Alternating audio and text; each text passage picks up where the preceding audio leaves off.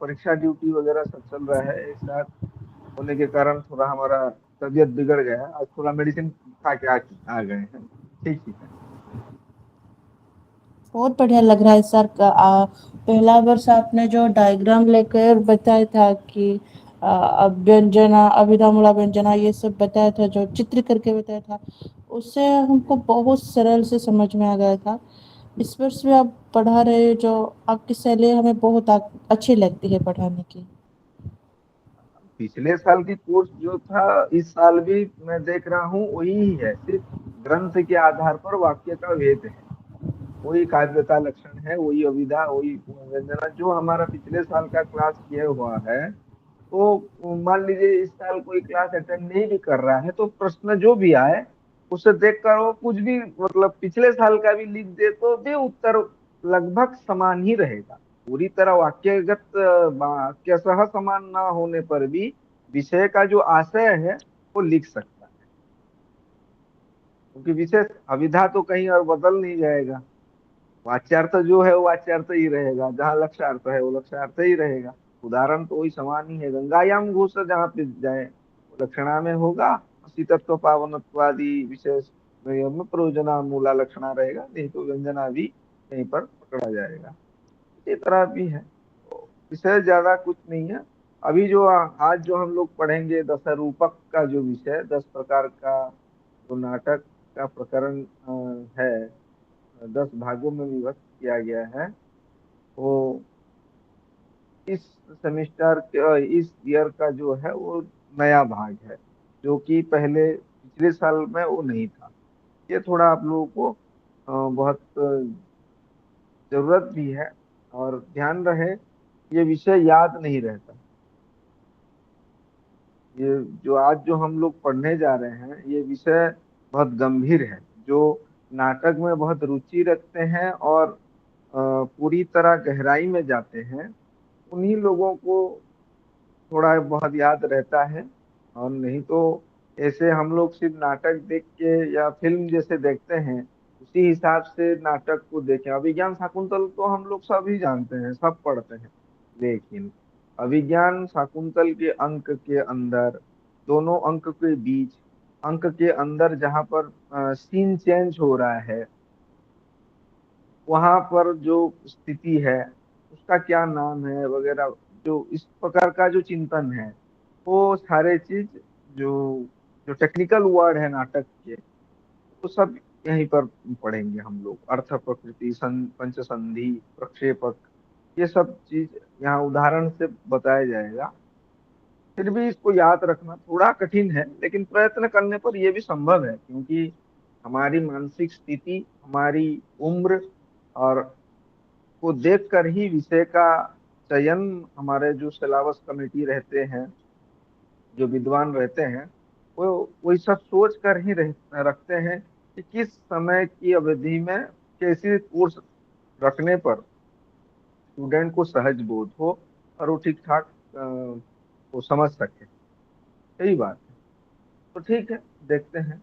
और मैं अभी याद कर रहा था तो ध्वनि के जो मैं डायग्राम तबीयत बिगड़ जाने के कारण मैं कल नहीं बना पाया हूँ। मैं आज अवश्य ही दे दूंगा उसका ड्राइंग जो बोला था कि का क्या ध्वनि काव्य, ध्वनि काव्य के हिसाब से वाच्य ध्वनि परवाच्य ध्वनि जो है, ध्वनि काव्य का जो विश्लेषण विभागीकरण किया गया है उसका एक पाई चार्ट बनाकर मैं आप लोगों को दे दूंगा। ग्रुप में, व्हाट्सएप ग्रुप में हमारा जो बना हुआ है उसमें हम दे देंगे। और आज का हम देखेंगे दशरूपक के अंदर अवस्थानुकृति नाट्य रूपम दृश्यतयोच्यते रूपकम तत्समारूपा दशधीव रसाश्रयम। दशधा 10 प्रकार के रूपक होते हैं।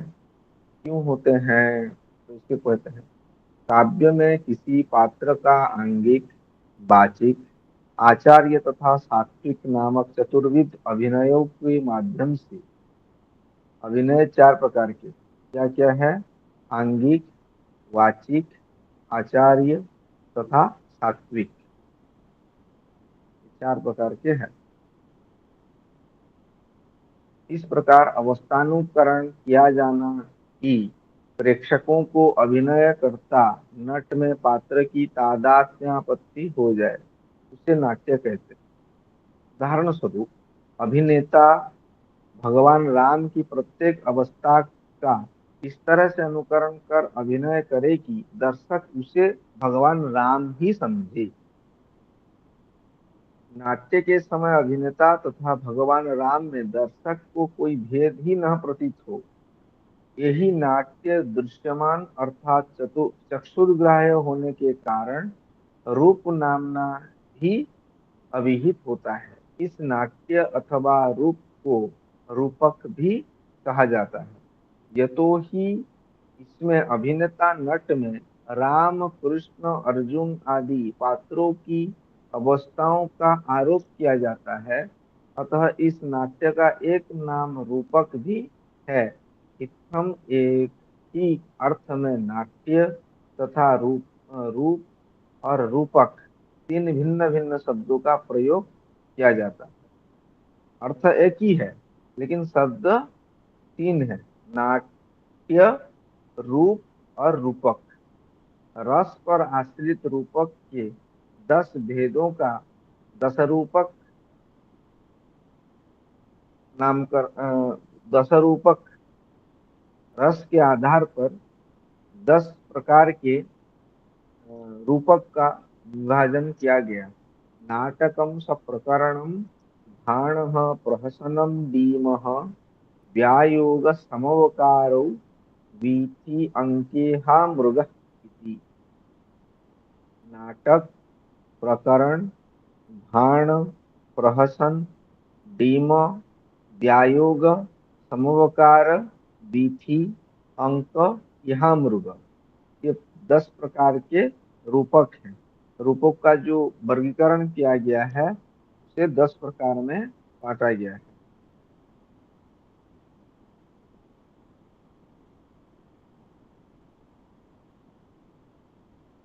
तो मैंने क्या क्या बोला, कोई बोल सकता है कौन कौन सा नाम बोला?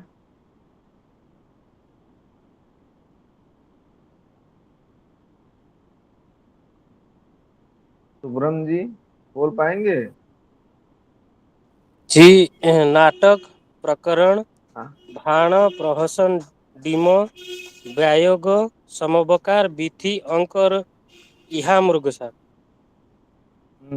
और कोई बोलिए। सर नाटक, प्रकरण, भाण, व्यायोग, समवकार, डिम, यमृग, अंक, वीथि, प्रहसन। हम्म और नाटक के एक ही अर्थ में कितने शब्द व्यवहार किया गया है?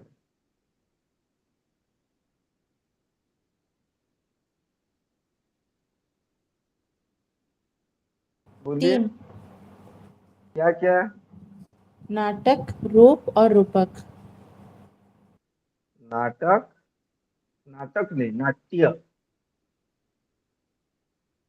नाट्य, नाट्य शास्त्र, नाटक शास्त्र नहीं होता। नाट्य शास्त्र का किया जा रहा है।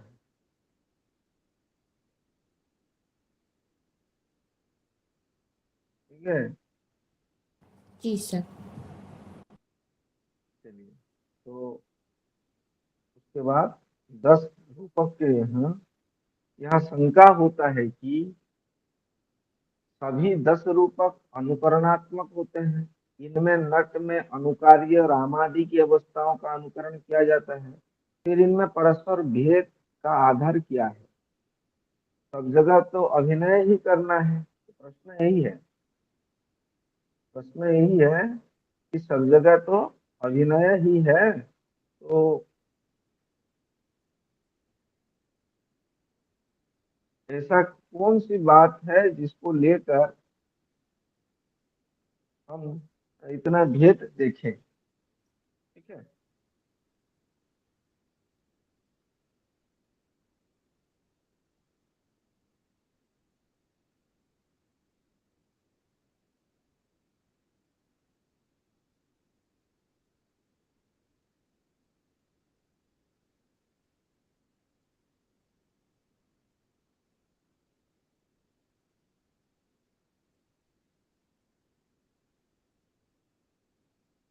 कहा जाता है फिर इनमें परस्पर भेद का क्या आधार है। इस शंका का निवारण करते हुए कहा गया है वस्तु नेता रसस्तेषां भेदतः,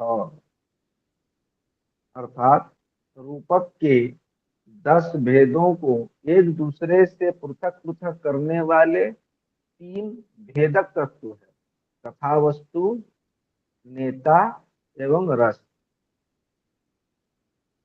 कथा वस्तु, जो कथा वस्तु के आधार पर जो रूपक नाट्य मंचस्थ हो रहा है उसको, और नेता और उसका रस,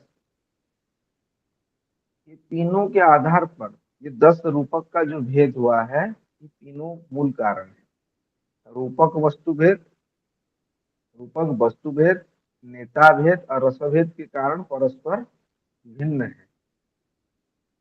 यहाँ आपको मन में यह भी शंका उपस्थित हो सकती है कि जिस तरह भाण प्रहसन आदि रूपक के भेद होते हैं, उसी तरह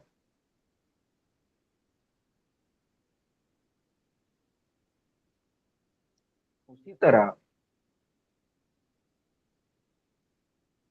डोम्बी, श्रीगदित, भाण, भाणी, प्रस्थान, रासक एवं काव्य नामक नृत्य के 7 भेद भी रूपकों में परिगणित होते हैं। ये नृत्य की डांस, नाच, नृत्य जो है उसी के भी 7 भेद हैं, उसको भी रूपक में परिगणित होने चाहिए। इसका समाधान भी 10 रूपक में वर्णित है कि अन्यत भावाश्रयम नृत्यम, नृत्यम ताल लयाश्रयम, अर्थात भाव पर आश्रित नृत्य रूपक से भिन्न वस्तु है। कोई बोले कि रूपक और नृत्य, रूपक जैसे 10 भागों में बांटा गया है, नृत्य तो 7 प्रकार के हैं, क्या क्या है, ये भी प्रश्न है। नृत्य को क्यों रूपक में, रूपक की जैसा भागों में क्यों परिगणित नहीं होना किया जा सकता। तो बोल रहे हैं कि भाव पर आश्रित नृत्य रूपक से भिन्न वस्तु है, इसी प्रकार ताल तथा लय पर आश्रित नृत्य भी रूपक से पृथक है। रूपक का इन दोनों से भिन्न होने के कारण है उसका रसाश्रित होना, जो भाव की चरम परितोष सीमा है। भाव से ऊर्ध्व स्तर पर रस विराजमान करते हैं, इसीलिए उसका यहाँ पर ग्रहण नहीं किया जाएगा।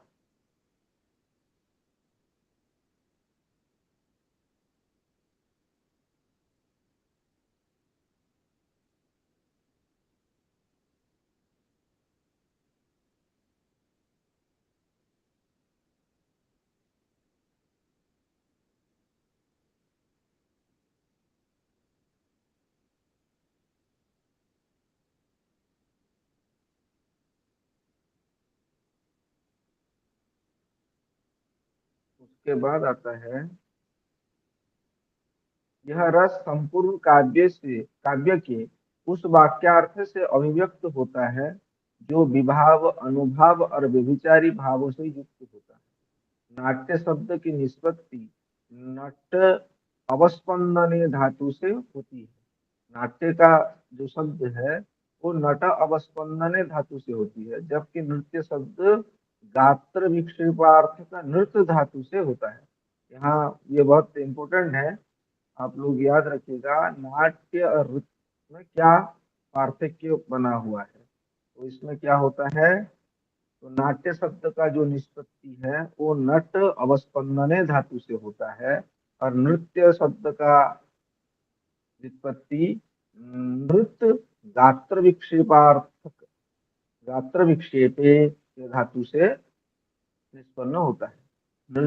गात्र नामक शरीर, इसीलिए हम लोग जो गामुछा यूज करते हैं, गात्र, गा मुछा, मुछा माना परिष्कार करना, साफ करना, गामुछा, ये शब्द संस्कृत से कैसे हमारी दैनंदिन जीवन का जो वस्तु है जो इसको हम व्यवहार करते हैं, वो सब संस्कृत से, मूल रूप संस्कृत से ही संबंध रखता है। तो नृत्य कला का प्रयोगकर्ता नर्तक कहा जाता है, नट का अभिनेता। जो नृत्य कला का जो हीरो है उसको नर्तक कहते हैं, जबकि नट नट या अभिनेता कहा जाता है रूपक में। नृत्य केवल दर्शनीय मात्र होता है, उसमें कथोपकथन अथवा संवादों का अभाव रहता है। ये सारे स्पष्ट है। नृत्य और नृत्य से नाटक का भेद तो यहीं से पता चल रहा है। अभी चलते हैं जो भेद है क्या क्या होता है। तो नाटक में देखिए यहाँ पर आपका एक टेबल भी बना हुआ है, चाहे तो आप स्क्रीनशॉट भी रख सकते हैं। 10 रूपक हैं। नाटक, प्रकरण, भाण, प्रहसन, डीम, व्यायोग, समवकार, तिथि, अंक, यहाँ मृग। और उसमें वस्तु, कथा वस्तु, वस्तु मतलब कथा वस्तु, किस कथा वस्तु को आधार पर उसको मंचस्थ किया जाए या बनाया जाए। तो उसमें प्रख्यात, कल्पित, इसमें कुछ है नहीं, कुछ भी हो सकता है इसका मतलब। डीम में प्रख्यात कथा वस्तु होना चाहिए। व्यायोग में कुछ नियम नहीं है। समवकार में देवासुर संबंध प्रख्यात, देव असुर संबंध प्रख्यात कथा वस्तु होना चाहिए। बीथी में कल्पित कथा वस्तु, अंक में प्रख्यात कथा वस्तु, यहाँ मृग में मिश्रित कथा वस्तु भी हो सकता है और कल्पित का मिश्रित रूप होगा।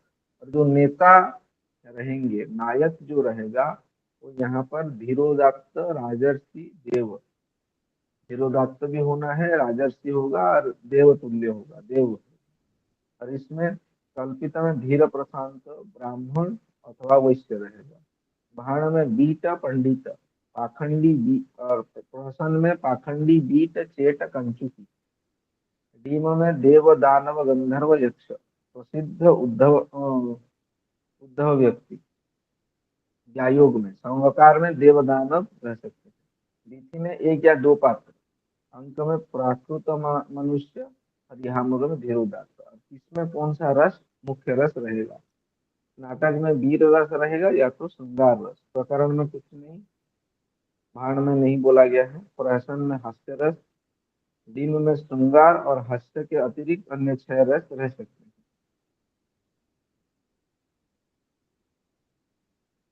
फिर व्यायोग में नहीं बोला गया है। समवकार में श्रृंगार, बीती में नहीं है। अंत में करुण और यहाँ मृग में श्रृंगार। तो आपको ये याद रखने के लिए आप स्टडी मटेरियल में दिया गया ये सरल उपाय दिया गया है।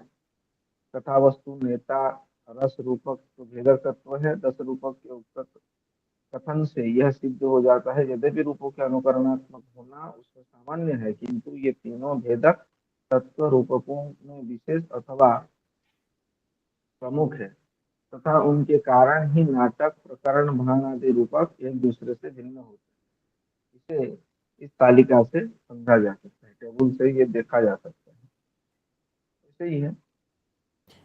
सर प्रख्यात, कल्पित ये सब क्या है? प्रख्यात कल्पित मतलब होता है, मान लीजिए हम लोग रामायण देखने जा रहे हैं, ठीक। रामायण जो है वो प्रख्यात कथा वस्तु है। कहीं पर रामलीला चल रहा है, नाटक हो रहा है। रामायण, रामायण का जो कथा वस्तु है वो प्रख्यात है, सबको पता है, उसमें और नया नहीं है। विषय कथा वस्तु जो है सबको मालूम है कि क्या होता है क्या नहीं, सबको ज्ञात है, प्रख्यात है पूरा। तो उसी विषय को लेकर वो मंचस्थ कर रहे हैं। ठीक है, समझ में आया अभी। जी सर। और कल्पित और मिश्रित? कल्पित मतलब जिसका कहीं पर प्रख्यात नहीं है, पूरी तरह कल्पना के आधार पर बनाया गया। जी सर। रामायण जैसे मतलब रामलीला कहीं पर हो रहा है, उसका कथा वस्तु तो सबको ज्ञात है और विषय भी सत्य है, झूठ नहीं है। लेकिन प्रकरण में जो आएगा वो कल्पना के आधार पर भी, कल्पना के आधार पर ही वहाँ कथा वस्तु रहेगा, उसमें सत्यता नहीं रहेगी। जो लेखक है, जो प्रकरण लिखे होंगे, वो अपनी कल्पना के बलबूते पर बनाए हैं नाटक। सर और मिश्रित? मिश्रित में दोनों प्रकार के रहेंगे, प्रख्यात का कुछ अंश रहेगा और ये वाला रहेगा। हमारा जो अभिज्ञान शाकुंतल है उसमें मिश्रित भाव भी देखने को मिले। जो दुर्वासा का अभिशाप प्रसंग है वो तो है नहीं, दुष्यंत शकुंतला का तो मिलता है कहीं पुराण में, कहीं महाभारत में, ठीक है, लेकिन दुर्वासा ने तो वहां पर अभिशाप प्रसंग है ही नहीं, कल्पित जी आ सर। गया जहाँ उसे मिश्रित थे। सर और एक राजर्षि, देव, ब्राह्मण, वैश्य, ये सब हीरो है क्या? हाँ, ये सब हीरो है। कौन सर हीरो बन नायक का सकता है? तो मैं हीरो चार हीरो का प्रकार आप। हीरो हीरो हो सकता है, मतलब यहाँ पे जो हीरो बनेगा वो ऐसा ऐसा, मतलब मान लीजिए मैं अभी कहीं आप में से किसी को हीरो का रोल मिल रहा है, तो वो हीरो डॉक्टर राजर्षि देव होगा ऐसा नहीं है। हीरो का जो कैरेक्टर रहेगा, कथा वस्तु का जो हीरो होगा, वो वो कैरेक्टर, वो अभिनय में जो रहेगा, उस अभिनय का जो गुण है वो धीरोदात्त रहेगा। राजर्षि किसी एक राजा का रोल है और वहां देवतुल्य रहेगा राम। जो रामलीला चल रहा है, कोई राम का रोल कर रहा है, तो राम धीरोदात्त भी है, राजर्षि भी है और देवतुल्य भी है, देवी भी है। ठीक है, जी सर। वही बोल रहे हैं। तो अभिनय जो करेगा, उस अभिनय में जो कैरेक्टर है उसका कैसा कैसा रहेगा, वो किस प्रकार का रहेगा। जी सर। सर उद्धव व्यक्ति का अर्थ क्या है? क्या? और एक बार प्रश्न सुनाई नहीं दिया ठीक से। सर व्यायोग में वो नेता में लिखा है ना, प्रसिद्ध उद्धव व्यक्ति, उद्धव का मतलब समझ नहीं आया। प्रसिद्ध उद्धव व्यक्ति, क्या बोले, उद्धव व्यक्ति, और क्या अर्थ निकालें। उद्धव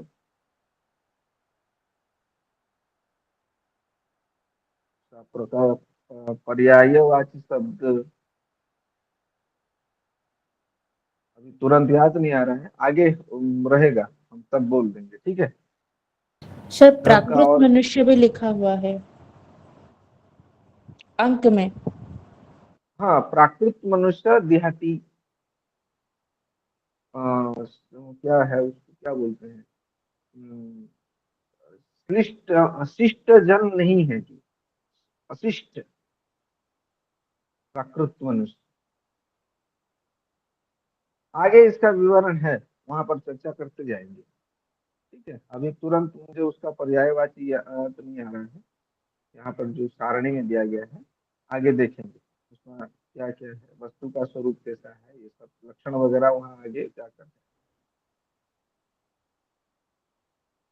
कथा वस्तु जो है, प्रख्यात कथा वस्तु, तो कथा वस्तु के निर्माण के अधोलिखित आधार होते हैं। देखिए, महाकाव्य, रामायण महाभारत, अष्टादश पुराण, गुणाढ़कृत बृहद कथा, इतिहास प्रसिद्ध किसी घटना, लोक कथा, उत्पाद्य और कल्पना जन्य हो सकती है। कथा वस्तु के ये आधार हैं। उसका किसी भी उपजीव्य के आधार पर कुशल रचनाकार अपनी नाट्य रचनाओं का निर्माण करता है। यद्यपि वह रंगमंच की दृष्टि से कथा वस्तु में औचित्य का विचार कर रसात्मकता, प्रभावोत्पकता तथा उत्सुकता के साधन हेतु आवश्यक परिमार्जन अथवा परिवर्धन करने के लिए स्वतंत्र होता है। यथार्थ दस रूपों को में यथास्थान उचित निर्देश प्राप्त होते हैं, तद यथा नाटक के लक्षण का विधान करते हुए आचार्य धनंजय ने लिखा है, यत् तत्र अनुचितं किंचित नायकस्य रसस्य वा विरुद्धं तत् परित्याज्यम अन्यथा वा प्रकल्पयेत्। अर्थात नाटक के इतिवृत्त में जो कथांश नायक अथवा रस की दृष्टि से अनुचित हो, उस भाग का नाटककार परित्याग कर दे अथवा इस प्रकार से परिवर्तित कर दें कि नेता अथवा रस का वह विरुद्ध तत्व हट जाए। उदाहरण स्वरूप मयूराजकृत उदात्त राघव नामक नाटक में नेता राम के द्वारा छल पूर्वक बाली के वध के वृत्तांत का सर्वथा परित्याग किया गया है। इसी तरह प्रसिद्ध अभिज्ञान शाकुंतल नाटक में महाकवि कालिदास के द्वारा नेता दुष्यंत के धीरोदात्त चरित्र को अकलुषित प्रदर्शित करने के लिए दुर्वासा ऋषि के शाप की कल्पना पर कथावस्तु में परिवर्तन किया गया है, जिनका अध्ययन आप अगली इकाई में विस्तार से करेंगे। कहा गया है धर्म अर्थ और काम रूप त्रिवर्ग इस कथा वस्तु का फल कार्य है। यह फल इनमें से एक ही हो सकता है, कभी दो और कभी तीनों भी। जैसा कि दशरूपक में उल्लेख है, कार्यम त्रिवर्ग तत् शुद्धम एकम अनेकानुबंधी च। जो रूपक है, रूपक का जो फल है वो त्रिवर्ग साधन है, धर्म अर्थ काम।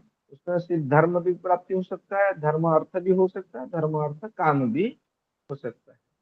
रस एवं नेता के विरुद्ध कथांश के परिहार के पश्चात नाटककार के द्वारा कथा वस्तु का दो प्रकार से विभाग किया जाता है, सूचनीय तथा दर्शनीय। अर्थात कथा वस्तु के किस भाग का रंगमंच पर प्रदर्शन करना है और किस भाग का विस्तंभक कार्य के माध्यम से सूचना मात्र देना है। इसके पश्चात नाटक की कथा वस्तु का विधान करते समय नाटककार के द्वारा उस कथा वस्तु के प्रारंभ एवं अंत का निश्चय किया जाता है। मान लीजिए किसी बच्चे का जन्म का विवरण है, जन्म समय का दृश्य है, वो तो नाटक में मंच के ऊपर मंचस्थ नहीं किया जा सकता। बच्चे की जन्म के समय का दृश्य तो दिखाया नहीं जा सकता, तो उसको विस्कंभक के जरिए सूचना मात्र दिया जा सकता है कि बच्चा हुआ है, बच्चा जन्म हुआ। तो जहां पर वो विषय आएगा इसी तरह का, कहीं पर किसी शव यात्रा व शव का दहन दृश्य जैसा कुछ है, तो उसको मंचस्थ तो नहीं किया जा सकता, वहां पर विस्कंभक के जरिए उसका सूचना मात्र ही दिया जाएगा। ऐसी बातें हैं। कथा वस्तु के आद्यंत का निर्धारण करने के बाद में संपूर्ण कथा का 5 भागों में विभाग करना चाहिए। इन 5 विभागों को मुख, प्रतिमुख, गर्भ, अवमर्श और निर्वहन नामक संधियों कहा जाता है। तो कथा वस्तु आप ले रहे हैं उसको 5 भाग में विभक्त किया जाता है, जिसको 5 संधि कहा जाता है। क्या क्या है? मुख, प्रतिमुख, गर्भ, अवमर्श और निर्वहन, ये 5 संधियां हैं। और उसके बाद बीज, बिंदु, पताका, प्रकरी तथा कार्य नामक 5 अर्थ प्रकृतियां और आरंभ, यत्न, प्राप्तयासा, नियताप्ति तथा फलागम नाम 5 कार्य अवस्था की योजना की जाती है। ये जो कथा वस्तु को 5 संधि हो गया, संधि के अंदर फिर अर्थ प्रकृतियां और उनके बीच जो होता है कार्य अवस्था की योजना, कार्य की जो अवस्था है उसकी ये नामकरण किया गया है।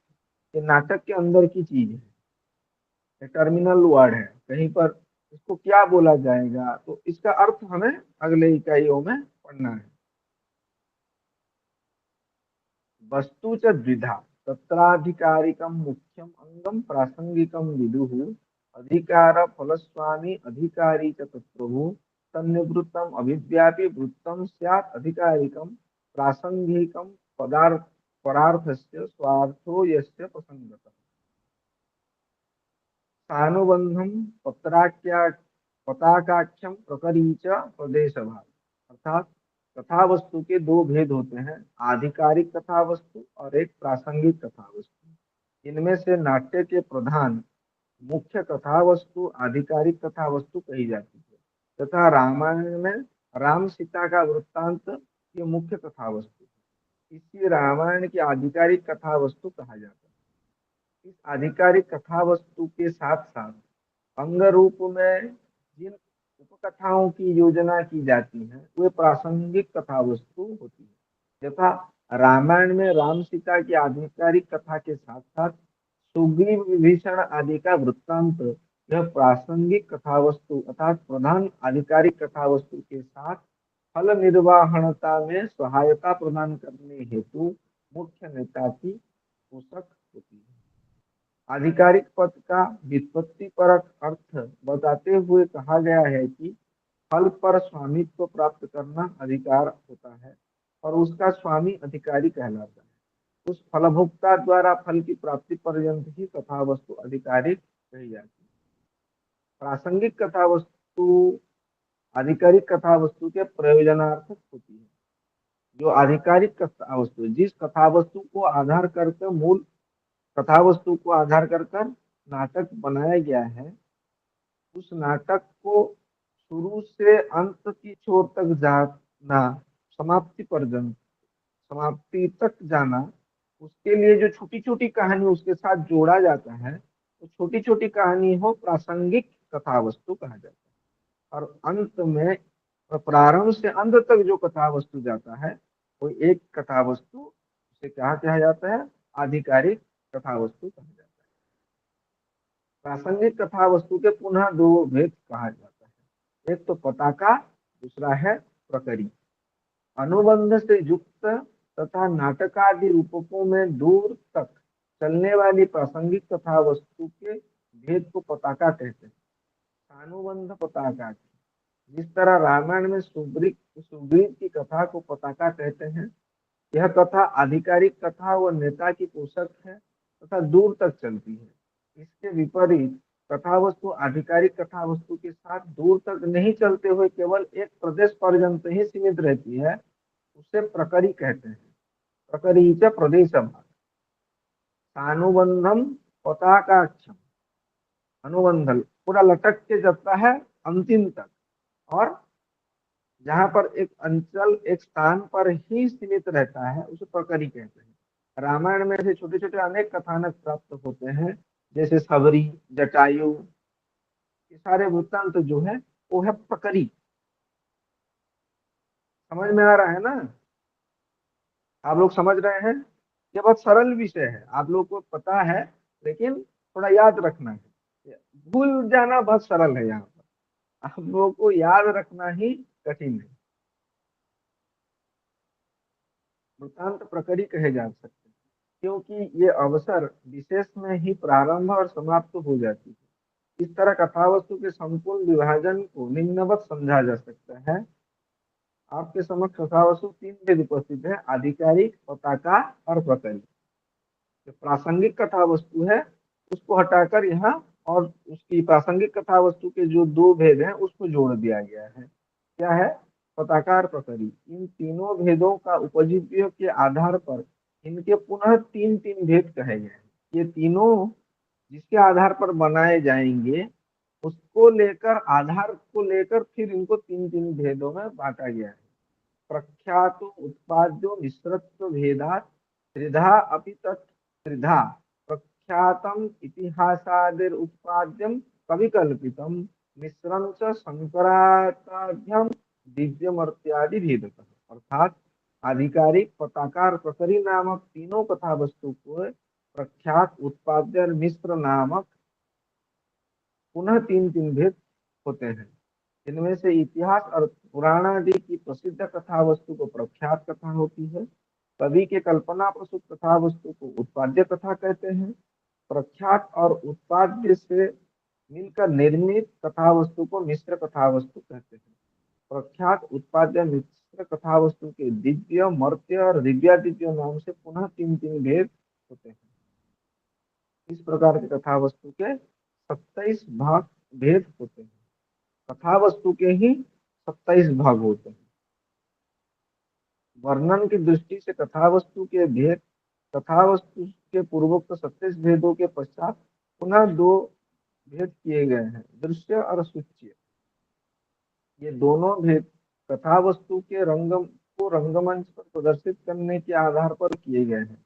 रंगमंच पर प्रदर्शित समस्त घटनाक्रम का प्रत्यक्ष दृष्टा दर्शक होता है किंतु रंगमंच पर कथा वस्तु की समस्त घटनाओं का प्रत्यक्ष यथावत प्रदर्शन नहीं किया जा सकता है। इसीलिए कथा वस्तु का पुनः वर्गीकरण करते हुए दस रूपों में लिखा है, द्वेधा विभाग कर्तव्य सर्वस्यापि वस्तुनः शुच्यमेव भवेत् किंचित दृश्यम श्रव्यम अथापि।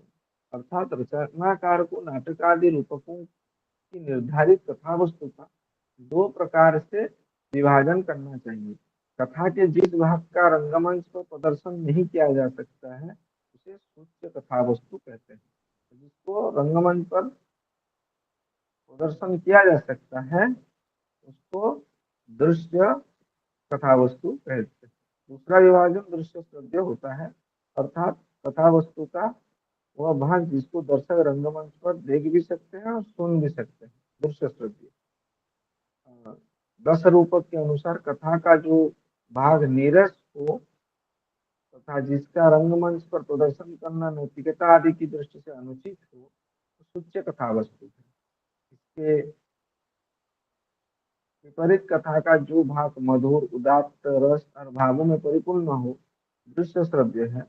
इसका प्रदर्शन नाटक आदि में प्रभावोत्पकता तथा रसमयता लाने के लिए आवश्यक होता है। दृश्य श्रव्य कथा वस्तु को नाटक आदि के अंग को यथावसर प्रदर्शित करना चाहिए। सूच्य कथा वस्तु को पुनः पांच भेद में विभाजित किया गया है। उन्हें अर्थोपक्षेपक कहते हैं। जो सूच्य कथा वस्तु है उसे पांच भाग में पांच अर्थोपक्षेपक इस शब्द से कहा जाता है। अभी अर्थोपक्षेपक क्या है, अभी पूछे तो अर्थो पर तुरंत याद नहीं आएगा, आपको ये टर्मिनोलॉजी याद रखना पड़ेगा। कहते हैं वो नहीं, और सूच्य कथा वस्तु जो है जो प्रदर्शन नहीं किया जा सकता, सूचना मात्र दिया जाएगा, उसको यहाँ पर अर्थोपक्षेपक कहा जाता है। और उसी अर्थोपक्षेपक को पांच भेद में भाग किया गया है, विस्कंभक, चुलिका, अंकास्य, अंकावतार और प्रवेशक। इन पांच अर्थोपक्षेप के माध्यम से नाटकीय जो सूच्य कथा वस्तु का प्रतिपादन किया जाता है उनका विस्तार से नेक्स्ट यूनिट में हम लोग देखेंगे। 16 यूनिट होगा उसमें देखेंगे। फिर बोलते हैं नाट्य धर्म दृष्टि से कथा वस्तु के भेद। नाट्य शास्त्रीय मर्यादा की दृष्टि से कथा वस्तु का विभाजन किया जाता है। वस्तुतः नाट्य लोकवृत्त का अनुकरण रूप होता है। जिस प्रकार लोक व्यवहार में सभी बातें एक रूप से नहीं कही जाती है, उसी प्रकार नाट्य में भी कथानक के संवाद सर्वश्राव्य, नियत श्राव्य तथा अश्राव्य के रूप में विभक्त होते हैं। कुछ बातें होता है सर्वश्राव्य, सबके सामने हम बोल सकते हैं। कुछ होते हैं नियत श्राव्य, हम लोग जल्दी सुनते हैं, और कुछ है सुनने लायक नहीं, अश्राव्य। तो तीनों की डायलॉग जो होते हैं नाटक के, उसको तीन भागों में बांटा गया है, सर्वश्राव्य, नियत श्राव्य और अश्राव्य। इनका प्रयोग केवल केवल अभिनय करने वाले पात्रों के आधार पर ही किया जाता है। दर्शकों को तो कथानक के सभी संवाद सुनाने होते हैं। यदि दर्शक इन संवादों को नहीं सुन सकेगा तो कथा प्रवाह बाधित हो सकता है। दर्शक सब कुछ सुनेगा लेकिन अभिनय क्या होगा, कुछ बातें हम मान लीजिए हम फ्रेंड्स के साथ रहते हैं, सोसाइटी में रहते हैं, किसी के लिए हम कुछ सोचते हैं, किसी के विषय को लेकर ये ऐसा है, अच्छा है, बुरा है, हम सोचते हैं, तो उसको हम प्रकट नहीं करते, हम मन ही मन हम बात करते हैं। लेकिन जब मंचन हो रहा है उसी तरह का किसी एक रोल को ड्रामा में दिखाया जाता है, अभी क्या होगा, आप जो मन में सोच रहे हैं उसको दर्शक सुनना चाहिए, नहीं तो वो ड्रामा का जो रस है, ड्रामा की जो गति है, वो गति प्राप्त नहीं होगा, वो बाधित हो जाएगा। इसलिए संवाद सुनाने होते हैं। यदि दर्शक इन संवादों को नहीं सुन सकेगा तो कथा प्रवाह बाधित हो जाएगा। इस तरह नाट्य धर्म की दृष्टि से कथा वस्तु के नियम में तीन भेद होते हैं, श्रव्य, नियत श्राव्य और अश्राव्य। देखिए कथा वस्तु के विभिन्न स्तर और विभिन्न विषय को आधार करके विभिन्न प्रकार के भेद बोला गया है। आपको ये नोट कर देना है, पहले 27 भाग कैसे हुआ, फिर ये 2 भाग कैसे, फिर 3 भाग कैसे, ये आपको नोट करके चलना है, नहीं तो याद नहीं रहेगा ये। मैं पहले भी बोल चुका हूँ और बार बार बोलूंगा कि याद नहीं रहता। इसको स्मरण रखने के लिए आपको खुद नोट बनाना पड़ेगा। नोट नहीं बनाएंगे तो आपको बार बार उसी चीज को कंठस्थ या तो लगन के साथ आपको पढ़ना पड़ेगा। जो संभव आपको हो सकता है समय ना मिले, आपको परिश्रम ज्यादा करना पड़ेगा। लेकिन एक बार आप उसका डायग्राम बना दिए, नोट बना दिए, थोड़ा थोड़ा हिंट देकर उसमें नोट में लिख दिए, तो आपको आजीवन याद रह जाएगा। क्योंकि परिश्रम आप खुद कर रहे हैं, चीज आप खुद बना रहे हैं। खुद का बनाया है चीज तुरंत मानसिक स्तर पर नष्ट नहीं होता है सूक्ष्म रूप, क्योंकि जो उसका हम चित्रण कर रहे हैं, जो चीज हम बनाते हैं, वो स्थूल रूप हम देते हैं। लेकिन सूक्ष्म रूप उस चीज का, चाहे आप ड्राइंग बनाए हो, चाहे आप घर में रोटी बनाओ, चाहे आप घर में खाना बनाओ, खाना बनाना जो हम परोसते हैं वो तो उसका स्थूल रूप है। तो सूक्ष्म रूप जो है वो हमारे मन में है। और मन में जो है वो किसी का नहीं है, वो आपका ही है, वो कहीं नहीं जाएगा, क्योंकि वो आपका ही परिकल्पना है, आपका ही उसमें सब कुछ है। इसीलिए आप खुद परिश्रम करना है, आप तभी जाकर ये चीज रहेगी। इसीलिए तो विद्याधनम महाधनम कहा जाता है। विद्या को कोई भी चुरा के नहीं ले सकता, क्योंकि है ही चीज ऐसा, ऐसा धन है कि विद्या जितना आप बांटोगे उतना बढ़ता जाएगा। लेने वाला ले या ना ले वो हमें मालूम नहीं। मैं अभी पढ़ा रहा हूँ, ये मेरा पढ़ा हुआ विषय वस्तु है। अभी आप में से कोई समझ रहा है, कोई पूरी तरह नहीं भी समझ रहा है, कोई ने आधा समझ रहा है। वो लोग समझे या ना समझे, लेकिन ज्ञान तो मेरा बढ़ रहा है, मेरा फिर और एक बार रिवीजन हो रहा है। तो आपको ये सब, आपको भी ये सब करना है। और हमारे गुरुजी जो हम जहाँ पढ़े हैं, हमारे गुरुजी एक बात बोलते थे, आप किसी परीक्षा में उत्तीर्ण हो जाए तो ये प्रमाणित नहीं करता है कि आप उस विषय को जानते हैं, आप उस विषय का ज्ञाता है, यह उसका प्रमाण नहीं। आप किसी विषय को जानते हैं, और अथवा आप किसी विषय का जानकार हैं, इसका एकमात्र ही उपाय है या प्रमाण है, जब आप उसी विषय को किसी और को, आपसे भिन्न कोई दूसरे को पढ़ा सके, सिखा सके, तब पता चलता है कि आप उस विषय के ज्ञाता है। ये विषय हमेशा ध्यान रखिएगा।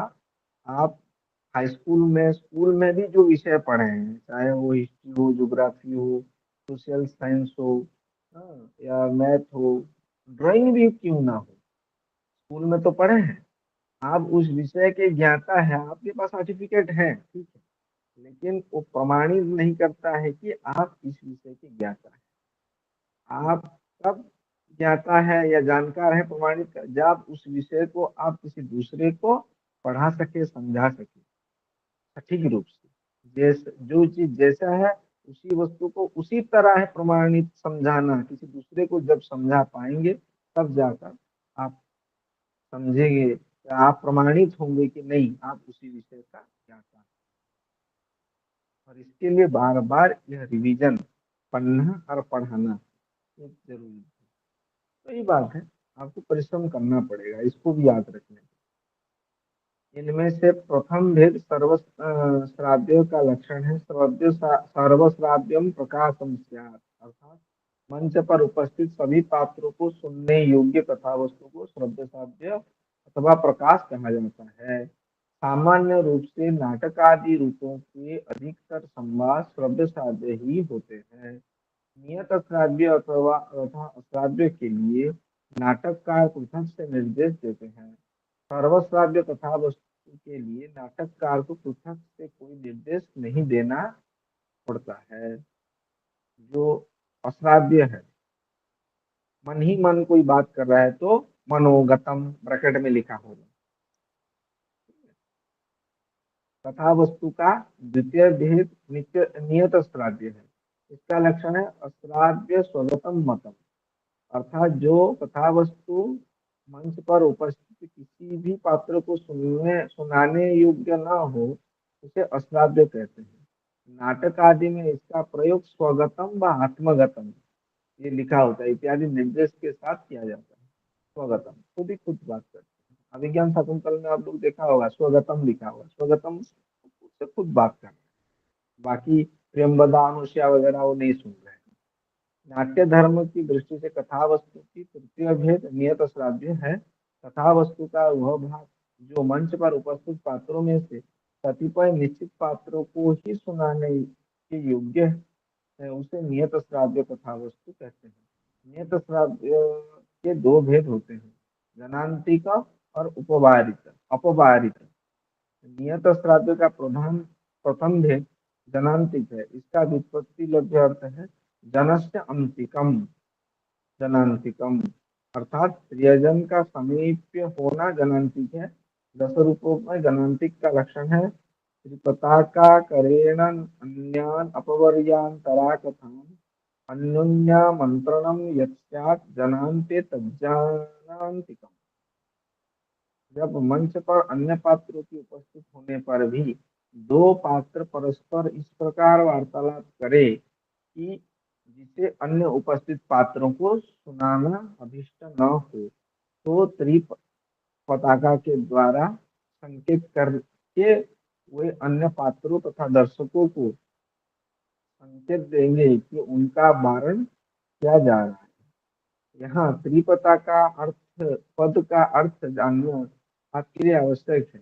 जल मंचस्थ किसी पात्र से कोई बात छुपानी है तो उसकी तरफ हाथ की समस्त उंगलियां ऊंची करके अनामिका उंगली को टेढ़ा रखती हुई हुई अपनी बात कहना त्रिपताका कहा गया है।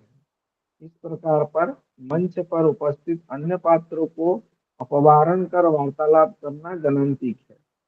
इनमें वक्ता पात्र त्रिपताका के द्वारा अन्य पात्रों की उपेक्षा करते हुए केवल उसी पात्र को की ओर उन्मुख रहता है जिससे उसे वार्तालाप करनी है।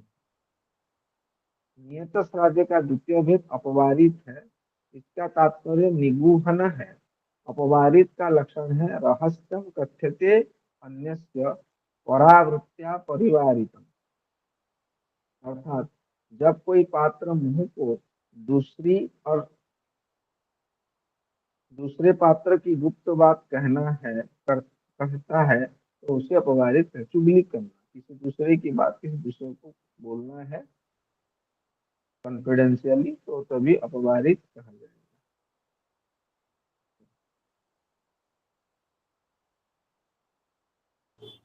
सर जनांतिक क्या है और त्रिप्रता का क्या है, समझ में नहीं आया। जनांतिक मतलब है जनस्य अंतिकम, किसी दूसरे आदमी को आप बोल रहे हैं। जब नाटक में मंचस्थ कोई पात्र कभी दूसरे पात्र से बात करेगा, जनस्य अंतिकम, दो तीन पात्र को सुनाई देने वाला जो वाक्य है वो जनांतिकम। और अपवारित है पूरा कॉन्फिडेंशियल, आप किसी एक के साथ ही करना है, किसी एक को ही सुनाना है। जो पात्र ऊपर से चार पात्र मान लीजिए स्टेज पर हैं, उनके बीच कुछ बातें हो रही है तो कोई सिर्फ और एक को ही कुछ डायलॉग है जो उसको ही बोलना है, सुनाना है, तो त्रिपताका दिखाएगा। त्रिपताका कैसे दिखाएगा? एक हाथ की पांचों उंगली में से अनामिका उंगली ऊपर रहेगी, टेढ़ी रहेगी, और बाकी तीनों नीचे झुक के रहेगी। वो सिंबल दिखा के बात करेगी, अर्थात मैं इनसे ही बात करना। जी सर।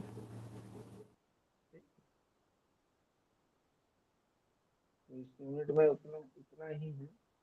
नेक्स्ट आता है अर्थ सर और जो प्रस्तुतियां और सूच्य कथा वस्तु, उसका एक उदाहरण दे दीजिए। सूच्य कथा वस्तु में एक दिया तो जैसे मान लीजिए किसी का बच्चा हो रहा है, पुत्र संतान जन्म ले रहे हैं।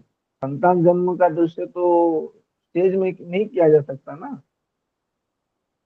अच्छा अच्छा। तो उसको तो सूचना के माध्यम से देना है। जी सर।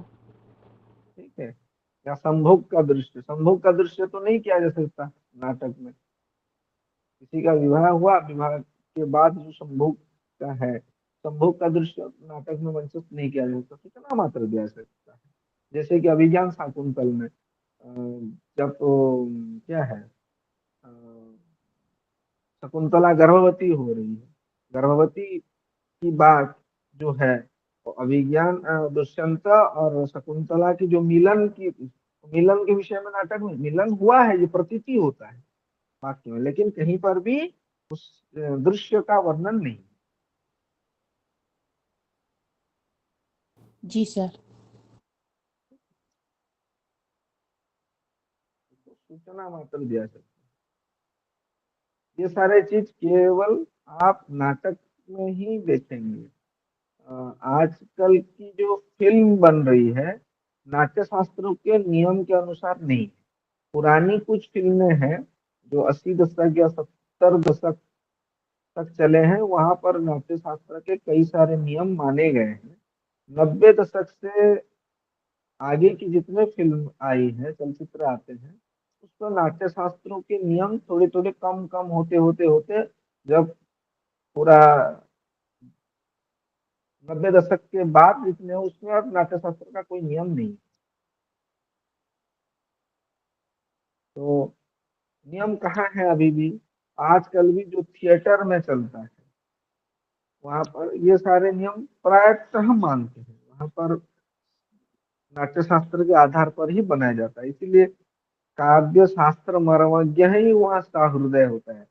फिल्म चलचित्र तो जो कोई देखेगा समझेगा, हाँ ये ऐसा ऐसा हो रहा है, लेकिन थिएटर में जब जाकर देखोगे तो वहां पर तो आपको क्या बोलते हैं, अनमाइंडफुल होना आपके नुकसानदायक है।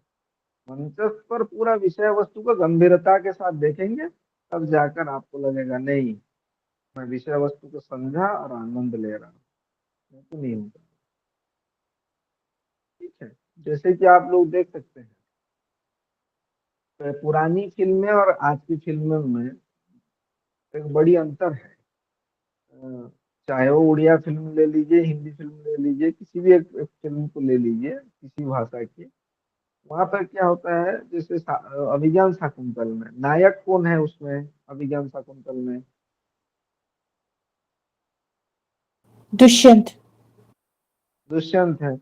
और उनके साथ जो जब जा रहे हैं रथ में बैठ कर जा रहे हैं, मुर्ग के पीछे दौड़ दौड़ के जा रहे हैं रथ में बैठ कर, उनके साथ और कौन है? दुष्यंत के साथ कौन था? विष्कम्भक।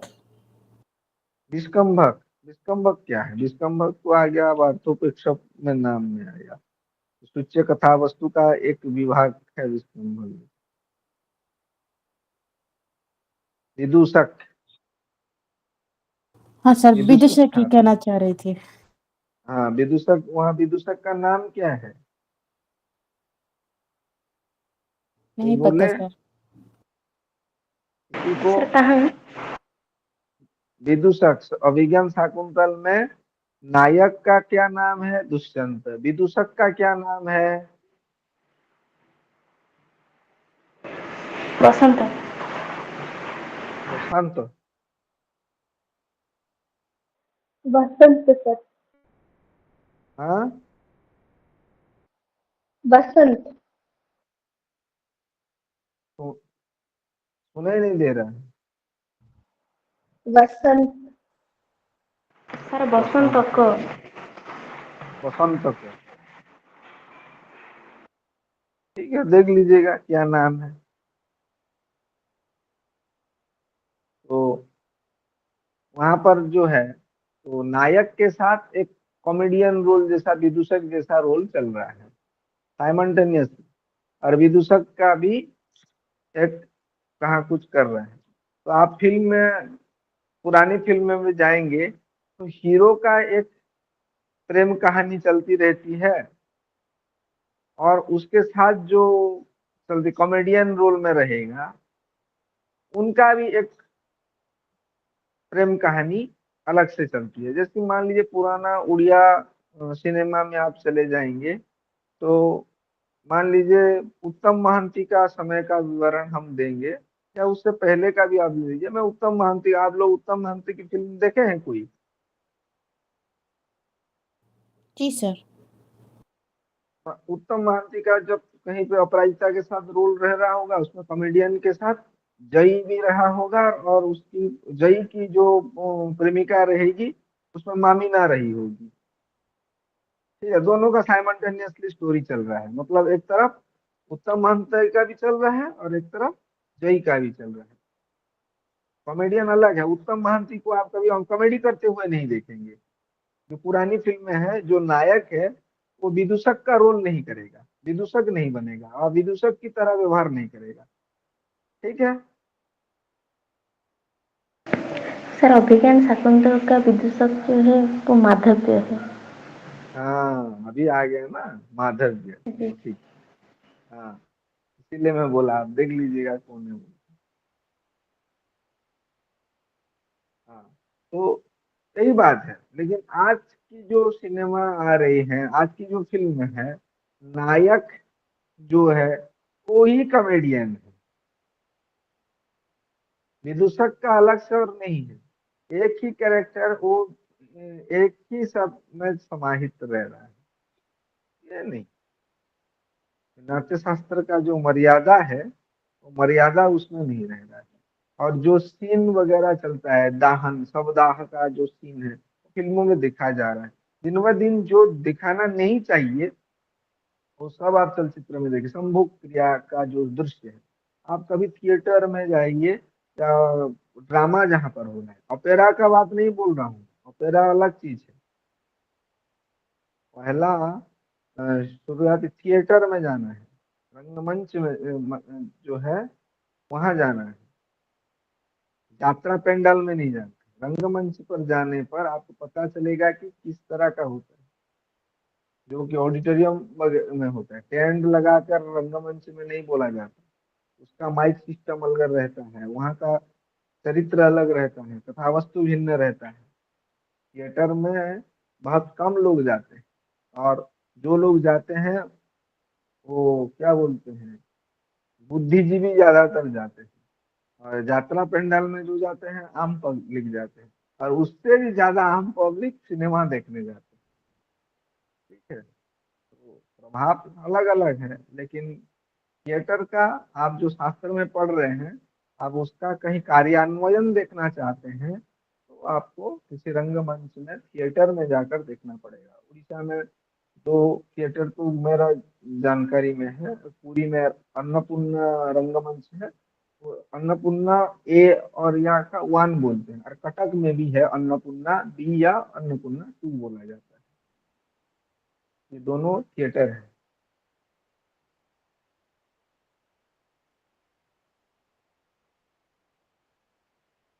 देखते हैं अभी बिंदु बीज पताका जो संधियां है, अर्थ प्रकृतियों की कार्यावस्थाएं, अवस्था पंच कार्यस्य प्रारब्धस्य फलार्थी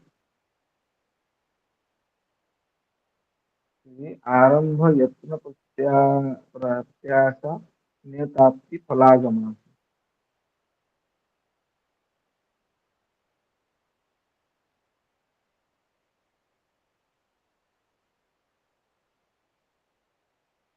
अर्थ प्रस्तुतियों के बीच बिंदु पता का बीज के जिस प्रकार आप भौतिक जगत में एक सामान्य छोटे से बीज से विशाल वृक्ष एवं उस वृक्ष में फल की उत्पत्ति देखते हैं, उसी प्रकार नाट्य शास्त्र में बीज अर्थ प्रस्तुति की स्थिति होती है। जैसे बीज में फल छिपा रहता है, वैसे ही बीज नामक अर्थ प्रस्तुति में रूपक का फल अंतर्निहित होता है। बीज का स्वरूप स्पष्ट करते हुए धनंजय जी लिख रहे हैं, स्वल्पोदीदष्टस्तु तद्धेतुर्बीजं विस्तार्य अनेकधा शोकोदीदष्ट कार्यसाधक पुरस्तात् अनेक प्रकारं विस्तारी हेतु विशेषो बीजवत बीजम। अर्थात नाटकादि रूपकों को प्रारंभ में स्वल्प रूप में संकेतित वह तत्व जो फल का हेतु होता है, तथा अनेक प्रकार से विस्तार को प्राप्त करता है, वह बीज कहा जाता है। इस बीज का कथन पहले संक्षेप में किया जाता है, बिल्कुल उसी तरह जिस प्रकार भूमि में सूक्ष्म बीज का वपन किया जाता है। रूपक में जैसे जैसे कार्य व्यापार आगे बढ़ता है, वैसे वैसे यह बीज विस्तार को प्राप्त करता है। आप इसे इस तरह भी समझ सकते हैं, जैसे भौतिक जगत में बीज के बिना फल की प्राप्ति असंभव है, वैसे ही नाटक आदि रूपकों में बीज अर्थ प्रवृत्ति के अभाव में फल की प्राप्ति संभव नहीं हो सकती। बीज का उदाहरण प्रस्तुत करते हुए दस रूपक में उल्लिखित है, यहाँ संस्कृत में है ये जो भाग है, यथा रत्नावल्याम वत्सराजस्य। यहाँ बीज को दो उदाहरण से स्पष्ट किया गया है। प्रथम उदाहरण रत्नावली नाटिका का दिया गया है। रत्नावली नाटिका किसने लिखा है? बोलिए। हर्षवर्धन। हर्षवर्धन। यहाँ बीज का दो उदाहरणों से स्पष्ट किया है। रत्नावली नाटिका कथा वस्तु का कार्य नायक उदयन और रत्नावली का मिलन कराना है। रत्नावली के विस्तंभक में मंत्री योगंधरायण की इस कार्य को पूर्ण कराने की चेष्टा, जिसे भाग्य की सहायता भी प्राप्त है, बीज रूप में उपस्थापित की गई है। मंत्री योगंधरायण क्या संदेह है?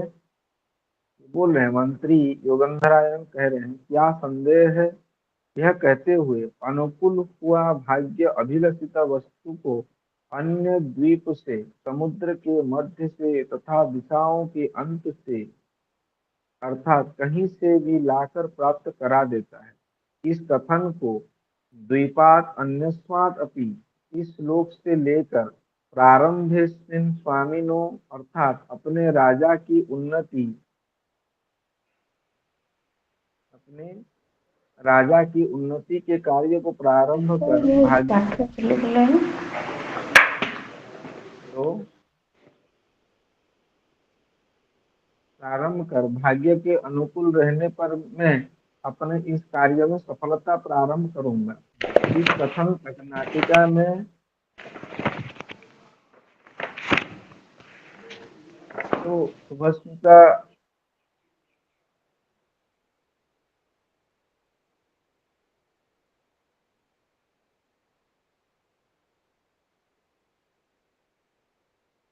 अनुकूल हुआ भाग्य अभिलषित वस्तु को अन्य द्वीप से, समुद्र के मध्य से तथा दिशाओं से अंत के, अर्थात कभी कहीं से भी लाकर प्राप्त करा देता है।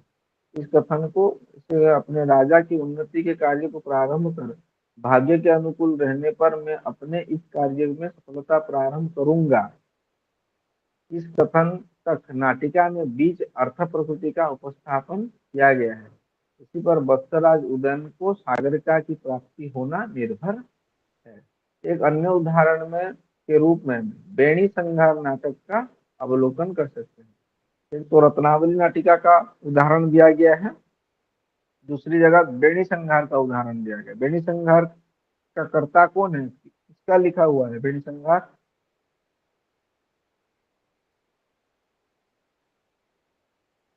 बोलिए।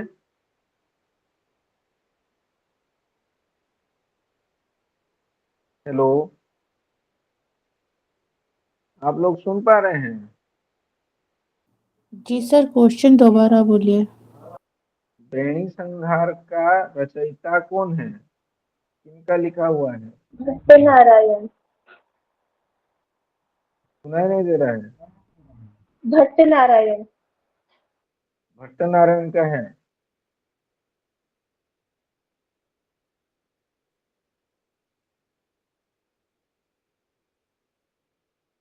उस उदाहरण के रूप में आप बेणी संहार नाटक का अवलोकन कर सकते हैं। इस प्रख्यात नाटक का प्रयोजन द्रौपदी का केश संयमन है। नाटक के प्रारंभ में भीम के कथन स्वस्था भवन्तु मयि जीवितिर धातराष्ट्र से आरंभ करके क्रोध ज्योतिरिदम महत्पुरु पुरुवने ज्योतिष्ठिरम जम्भन्ते पर्यंत बीज अर्थ प्रकृति की रूपरेखा ही सन्निहित है। यहाँ भीम के क्रोध वेग से परिस्फुट युधिष्ठिर का युद्धोत्साह द्रौपदी के खुले हुए केशों के संयमन का निदान है, जिसके बीज के रूप में नाटककार के द्वारा योजना की गई है।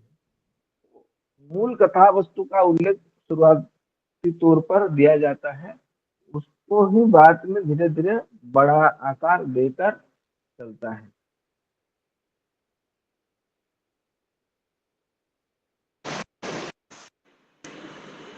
ठीक है, आप लोग सुन पा रहे हैं मुझे?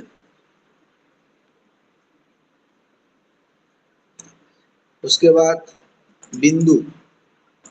बिंदु में क्या होता है? अर्थ प्रकृतियों में दूसरा क्रम बिंदु अर्थ प्रकृति का है।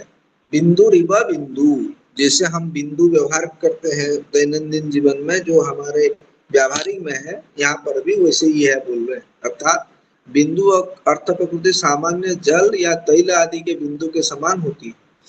आचार्य धनिक ने अवलोक वृत्ति से बिंदु जले तैल बिंदुवत प्रसारितत्वात्, अर्थात जल में तैल बिंदु के सदृश इसका प्रसार नाटिका में बताया जाता है। जैसे पानी में थोड़ा तेल डाल दे एक बिंदु भी तो पूरा जगह फैल जाता है, वैसे ही बिंदु का स्थिति नाटक में वैसे ही रहता है।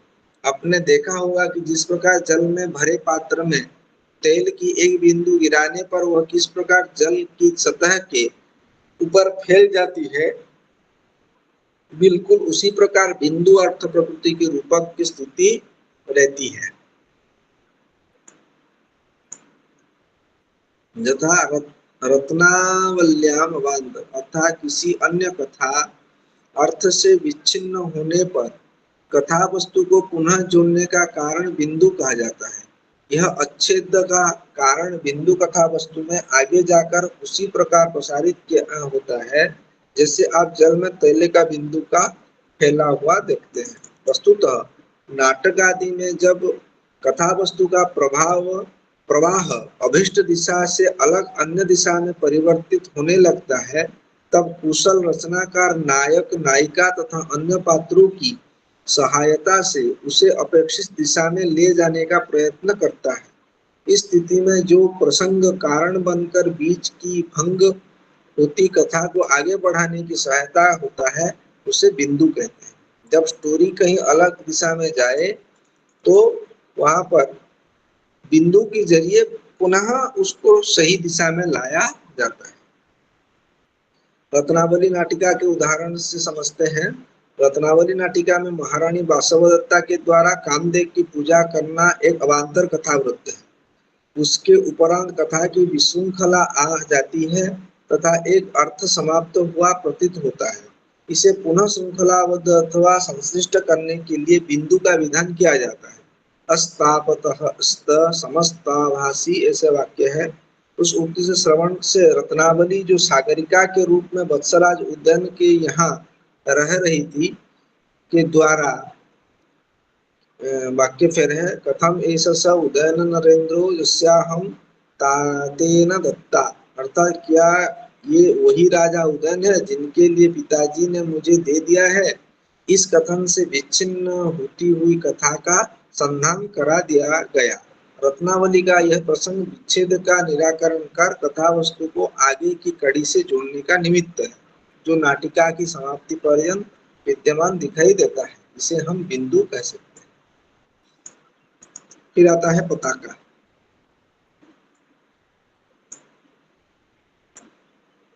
पताका में क्या है?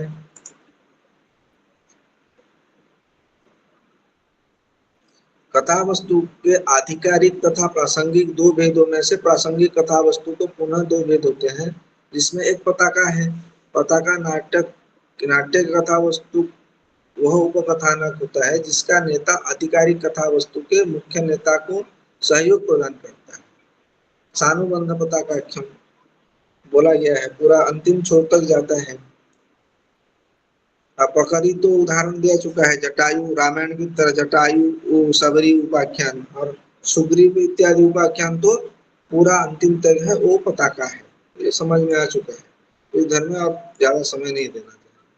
कार्य क्या है? इसका व्युत्पत्ति लभ्य अर्थ है कार्यते फलमिति कार्यम। कार्य वस्तु की सफलता के लिए रूपों में कार्य नामक अर्थ प्रकृति का योजना आवश्यक होती है। इसका स्वरूप बताते हैं। कार्यम त्रिवर्ग, ये भी श्लोक पढ़ चुके हैं।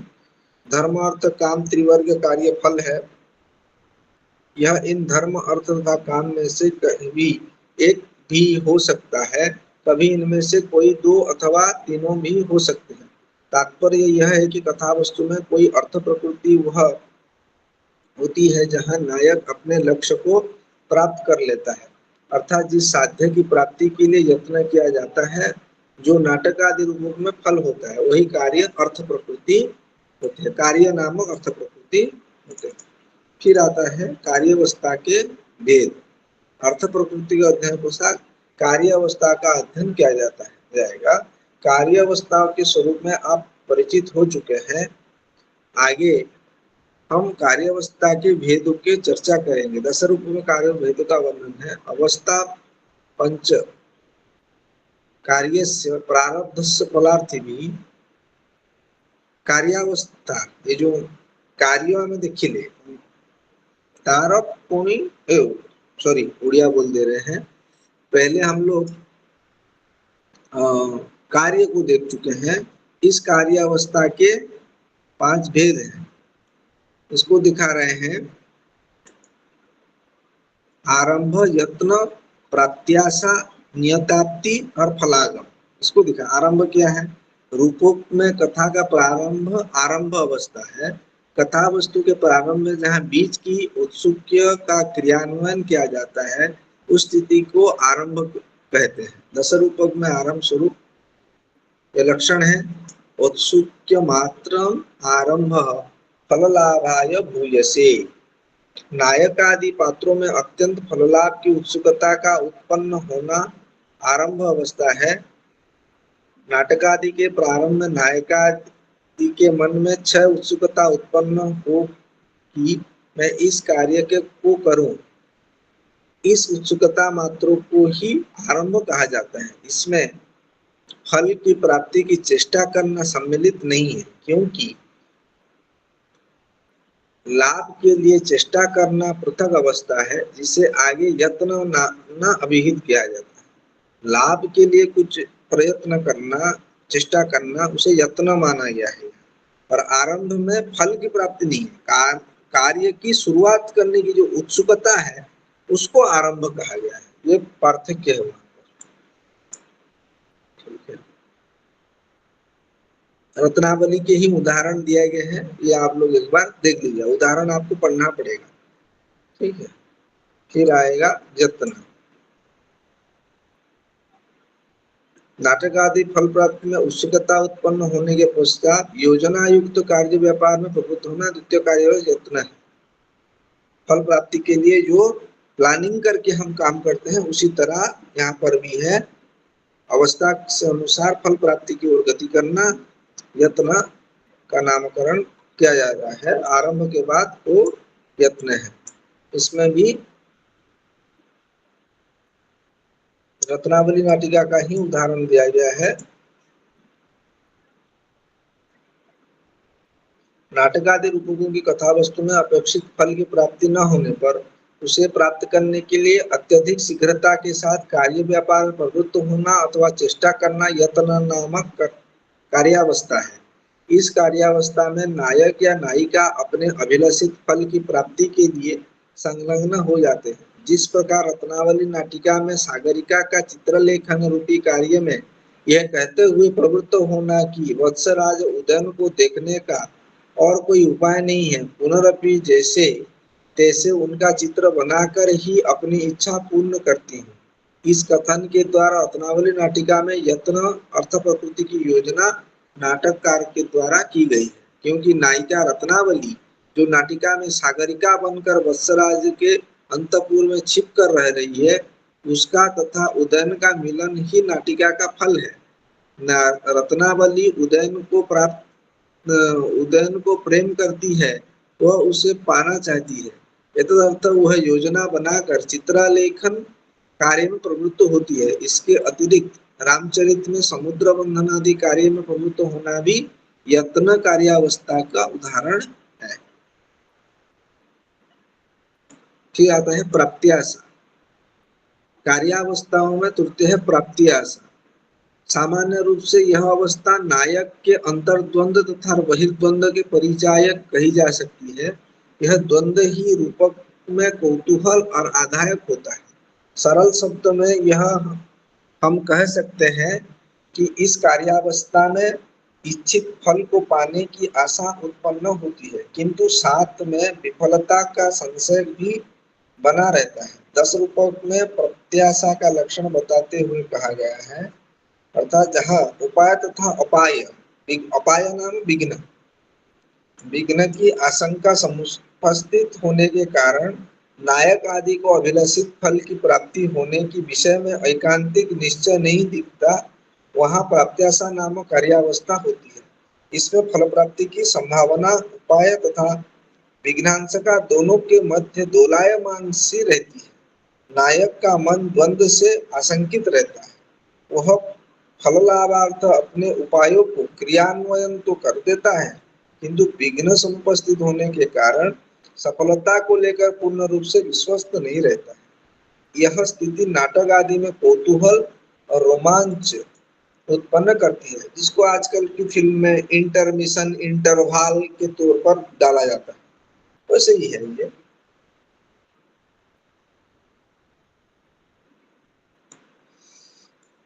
प्राप्त्याशा।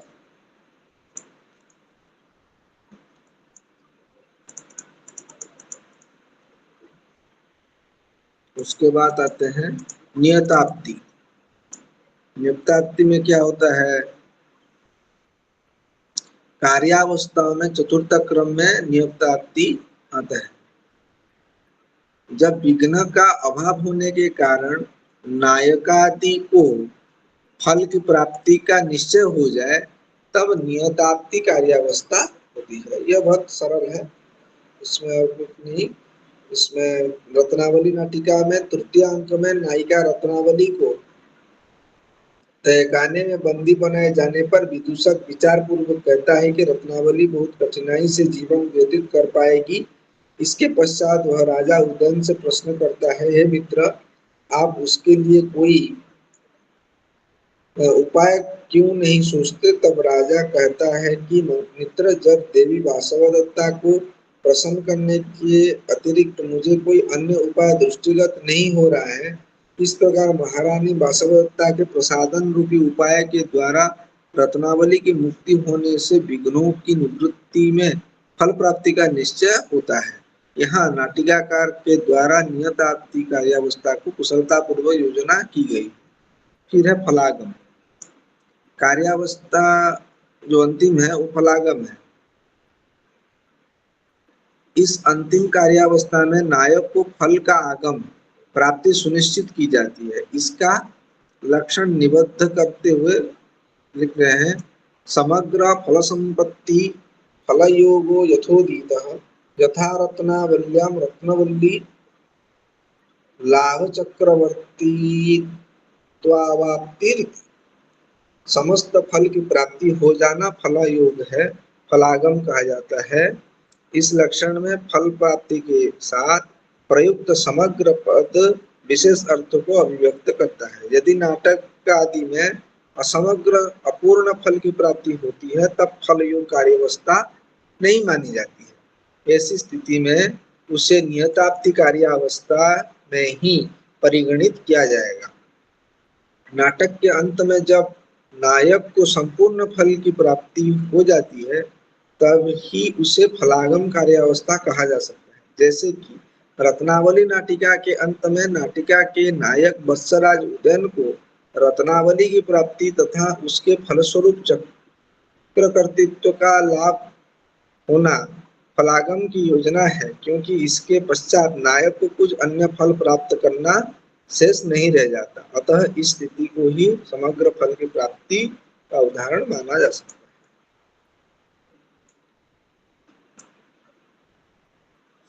ठीक है सर, रत्नावली जो स्टोरी है वो रियल स्टोरी है क्या? सच में कोई राजा उदयन था क्या? रत्नावली प्रख्यात कथा तो है, सच में था मतलब सर एक राजा था उदयन, उसके नाम पर जोगदधारण, स्वप्नभाषापतितम, रत्नावली और प्रियदर्शी का इतने सारे लिखे गए हैं, तो उदयन नाम का कोई सच प्रख्यात में है, राजा कथा था क्या? वस्तु प्रख्यात है, सबको मालूम है ऐसा कथा वस्तु था बोलकर, उसी नाम पे कोई था, कथा वस्तु वैसा कुछ घटना हुई थी ऐसा मान्यता है। जी सर। उसको थोड़ा इधर उधर करके कहीं पे जो नाटककार हैं, जो रचनाकार हैं, वो अपना भी कुछ मत वहां पर घुसाते रहते हैं, पूरी तरह वैसे ही रख देने पर नहीं होता है। से हर कोई कवि जो होता है ना, वो अपना कुछ तो जरूर वहां पर डालता है, चाहे वो अभिज्ञान शाकुंतल में देख लीजिए, मुख्य कथा में तो बाल ये दुर्वासा का प्रकरण है ही नहीं, लेकिन अभिज्ञान शाकुंतल में है। रामचरितमानस में जो हमारे तुलसीदास जी वाल्मीकि रामायण में जब आप जाएंगे देखेंगे, भगवान राम जब सीता स्वयंवर के लिए प्रस्थान होते हैं तो रास्ते में अहल्या की जो प्रस्तर मूर्ति है उसको है, लेकिन जो ये है क्या, धीवर का जो प्रसंग है, धीवर बोलता है कि आप मेरे नौका में बैठने से पहले, मेरे नाव में बैठने से पहले मैं आपका चरण धोना चाहता हूँ। तो राम पूछते हैं क्यों, तो बोलते हैं जहाँ जिसकी चरण धूलि पाकर जिस पत्थर नायिका बन गया, तो उसकी चरण धूलि में मेरी नाव यदि नायिका बन गई, मेरा तो धर्म पत्नी और पहले से है, उनकी पालन पोषण उनकी भरपाई के लिए तो मुझे ये नाव चलाना पड़ रहा है, फिर भी मेरा पैसा कम पड़ रहा है, फिर भी ये नाव यदि फिर नायिका बन गई, इसकी भरण पोषण मैं कैसे कर पाऊं, इसीलिए मैं आपका पैर धोकर ही मेरे नाव में बैठाऊंगा, ऐसा बोल रहा है। तो ये जो धीवर प्रसंग है, नौका में जाना, नौ यात्रा का प्रसंग, ये वाल्मीकि रामायण में नहीं है। तो तुलसी रामायण का जो है, तुलसीदास का लिखा है रामचरितमानस, वहां पाया जाता है। तो काव्य की वगैरह नाटक में भी वैसे ही है, कहीं कहीं जगह पर वो अपने हिसाब से थोड़ा इधर उधर करते हैं।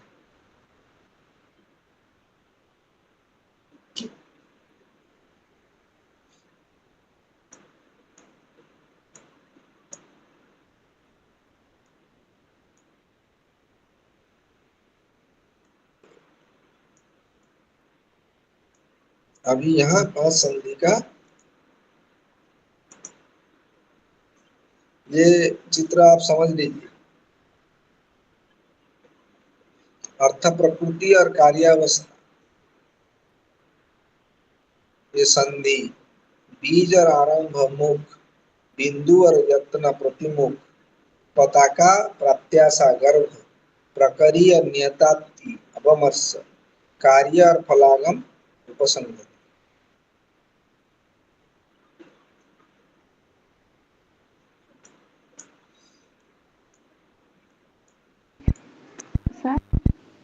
बोलिए। वो अवमर्श है क्या, क्या विमर्श है? अभिमर्श नहीं, अवमर्श है। अभिमर्श बी लिखा देंगे तो अलग अर्थ है।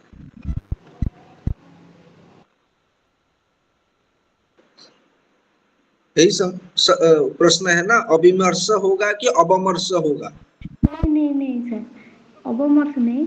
मुझे लगता है कहीं सुनाई नहीं दे रहा है, आपकी बात सुनाई नहीं दे रहा है। हेलो, हाँ बोलिए। सर मुझे लगा कहीं पहले साल पूर्व में पढ़ा था कि वो विमर्श है, मैं पूछ लिया। अवमर्श नहीं सर, वो जो संधि है ना, मुख प्रतिमुख गर्भ विमर्श और अपर्ण संधि है, इसीलिए पूछा कि वो नहीं, विमर्श नहीं, अवमर्श। जी। विमर्श शब्द का अर्थ है विचार, ठीक है। हाँ विमर्श नहीं, अवमर्श।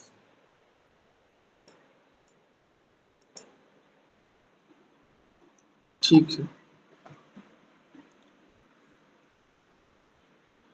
5 अर्थ प्रकृतियां उसी क्रमानुसार 5 कार्यावस्था से मिलती है, तब 5 संधियों की रचना होती है। आगे संधि के सामान्य लक्षण बताने के लिए बताते हुए कहा गया है, किसी एक प्रयोजन के कारण परस्पर संबंध कथाभोगों की किसी अन्य एक प्रयोजन से संबंध किया जाना संधि। चलते हैं संधि देख लेते हैं। मुख, मुख संधि।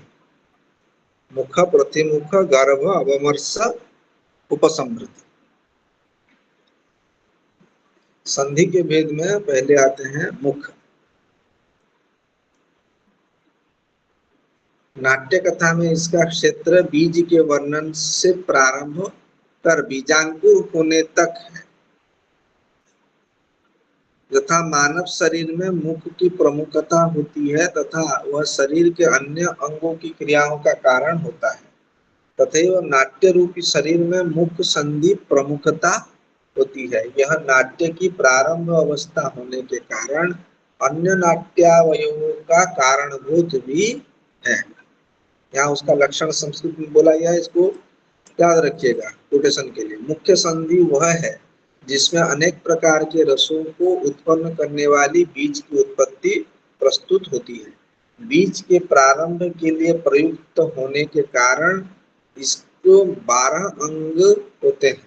मुख संधि के उदाहरण के रूप में आप रत्नावली नाटिका के प्रथम अंक की अर्थराशि का ग्रहण कर सकते हैं। मुख संधि का निर्माण बीज, अर्थ प्रकृति तथा आरंभ कार्यावस्था के योग से होता है। मुख संधि का जो निर्माण है वो बीज, अर्थ प्रकृति और आरंभ कार्यावस्था के योग से होता है।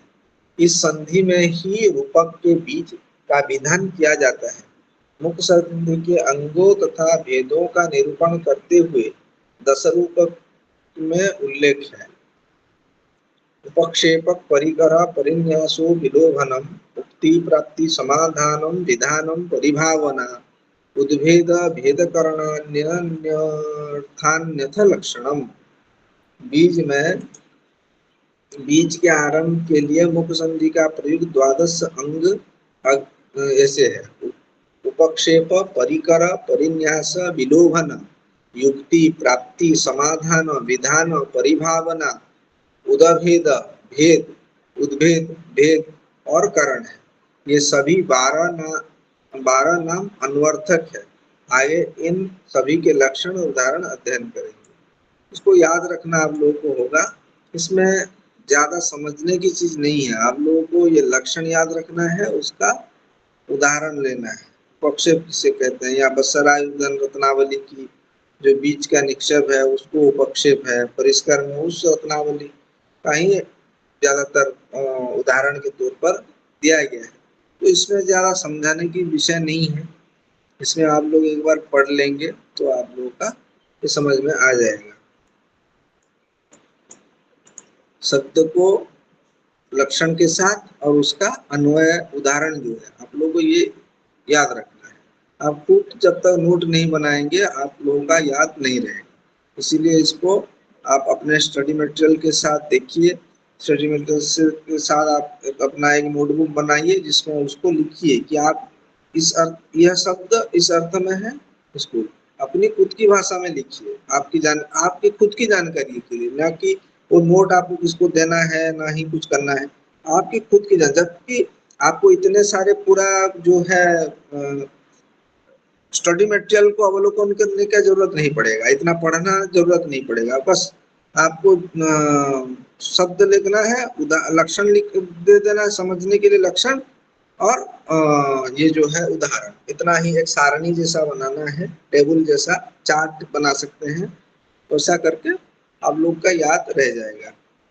ये बहुत सरल तरीका है लेकिन परिश्रम साध्य है। ऐसा नहीं कि बैठे बैठे हो जाएगा, ऐसा कुछ नहीं है। वैसे प्रतिमुख संधि का भी है। प्रतिमुख संधि क्या है?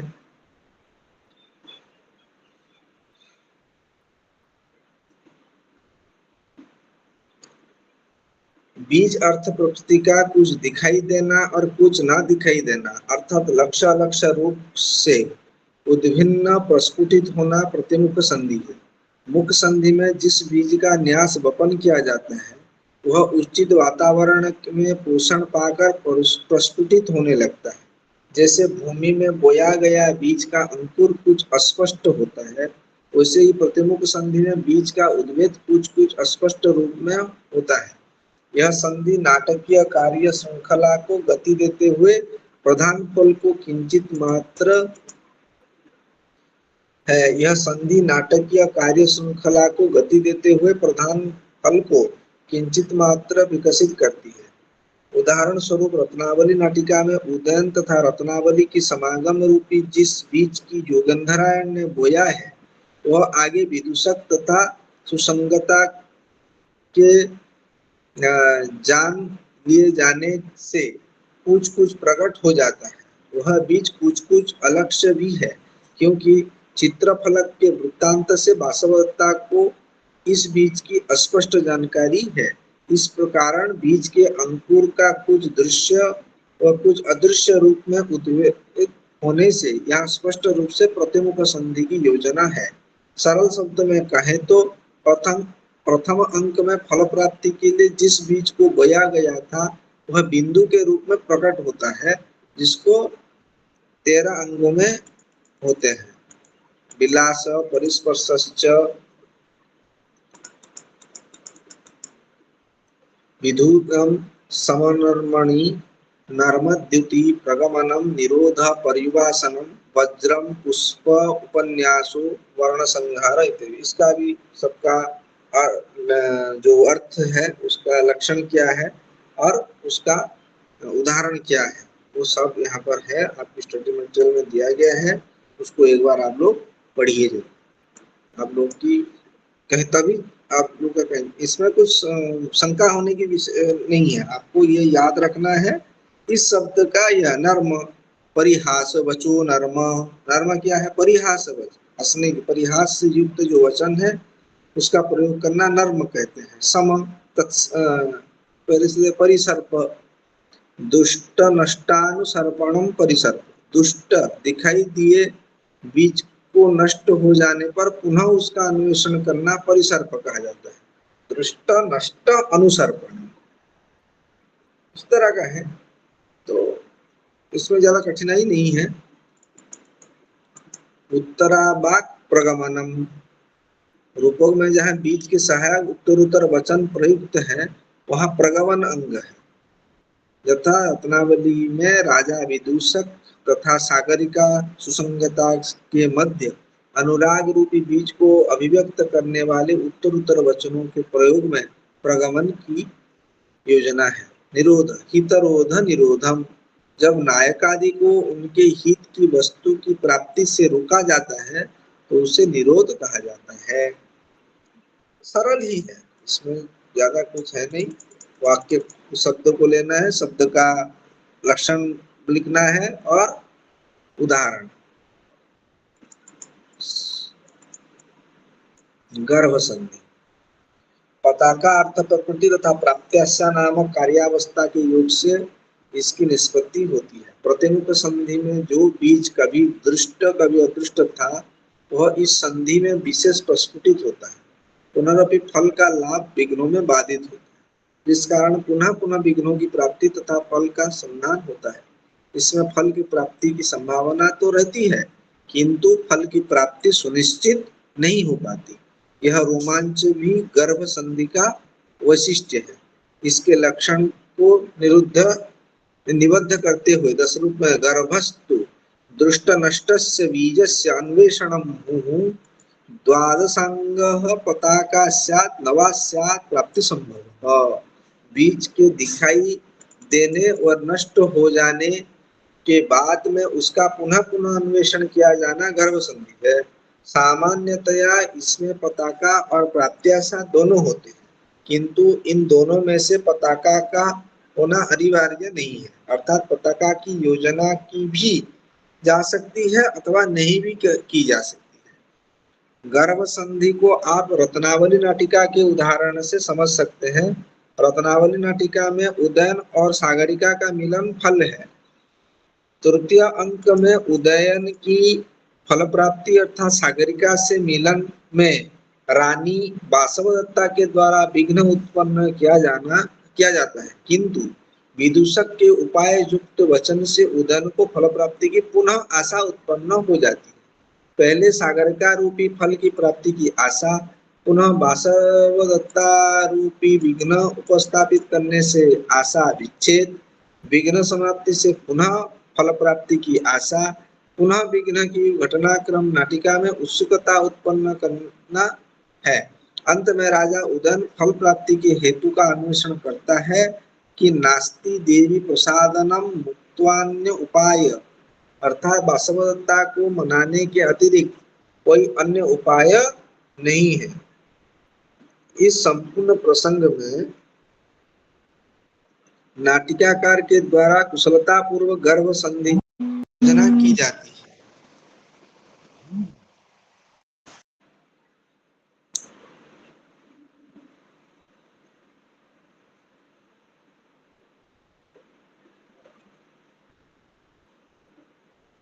फिर इन संपूर्ण प्रसंगों में नाटिकाकार के द्वारा कुशलता पूर्वक गर्भ संधि की योजना की गई है। इस गर्भ संधि में अंग होते हैं, उस क्रमशः अंग के विषय में यहाँ फिर लक्षण उदाहरण ये सब दिया गया है। उदाहरण मार्ग रूपोदाहरणे रूप उदाहरण क्रमः संग्रहश्च अनुमानम, ऐसे सब है। ये सब आप लोग उसका लक्षण देखना है, आप लोगों को उसका उदाहरण भी, ठीक है। फिर अपवर्ष संधि, संधियों से चतुर्थ क्रम में आता है अपवर्ष संधि। तो संधि प्रकरी और नियताप्ति कार्य अवस्था से योग से बनता है। यहाँ भी उसका लक्षण उदाहरण लेना है और उसका जो अंग है वो भी आपको देखो, अपवाद प्ररोचना विचलन द्रव शक्ति द्योति प्रसंग चलन व्यवसाय विरोधन प्ररोचना विचलन तथा आदान, तो सबका आप लोगों को यहाँ पर लक्षण मिल जाएगा और उदाहरण भी है। तो इसको आप लोग चार्ट बना देने पर आपको या तो टेबल बनाने पर आप लोगों की याद रखने की ये सहज होगी। उपसंवृत्ति में भी अर्थ प्रकृति और फलागम कार्यावस्था के संयोग से उपसंवृत्ति नामक यह संधि होती है। बीजवंतो मुखाद्यर्था विप्रकिरणा यथा यथम ऐकार्थ्यम उपनीयन्ते यत्न निर्वणः ही तत्। इनके 14 अंग है। संधि विबोधो ग्रथनम कृतभाषोपगृहना प्रसाद आनंद समयाः कृतभाषोपगूहना पूर्वभावोपसंहारो प्रशस्ति चतुर्दश। 14 प्रकार के अंग होते हैं। इसका भी यहाँ पर लक्षण और उदाहरण दिया गया है। फिर अर्थपेक्ष प्रक्षेपक जो है, सूच्य जो कथा वस्तु है उसके जो 5 भेद है, विस्कंभक, चुलिका, अंकास्य, अंकावतार और प्रवेशक, उसका सब लक्षण दिया गया है, उदाहरण दिया गया है। उसके भी जो अंग होते हैं उनका भी कहीं कहीं भाग हुआ है, उसका भी यहाँ पर विवरण दिया गया है। तो आप लोग इसको एक बार पढ़ के देख सकते हैं। इसको समझने की चीज बहुत कम है, याद करने की चीज ज्यादा है, कंठस्थ कर। जैसे प्रश्न जो आते हैं, अर्थपूर्ण स्पष्ट स्वरूप स्पष्ट करते हुए प्रवेशक का लक्षण लिखिए। अर्थोपक्ष 5 अर्थोपक्ष का पूरा संपूर्ण विवरण स्वरूप स्पष्ट करते हुए कितने हैं क्या क्या है सब लिख के प्रवेशक का फिर लक्षण लिखना। गर्भ संधि का विस्तार से प्रतिपादन कीजिए। इस तरह का प्रश्न ही आएंगे बोध के आधार पर दिया गया। तो ठीक है, आज के लिए इतना ही रहे। किसी का कुछ संदेह है तो आप पूछ सकते हैं, नहीं तो अगली जो क्लास होगा उसमें हम लोग देखेंगे कि क्या रह गया है। फिर देखें नायिका के भेद जो है उसमें देखेंगे।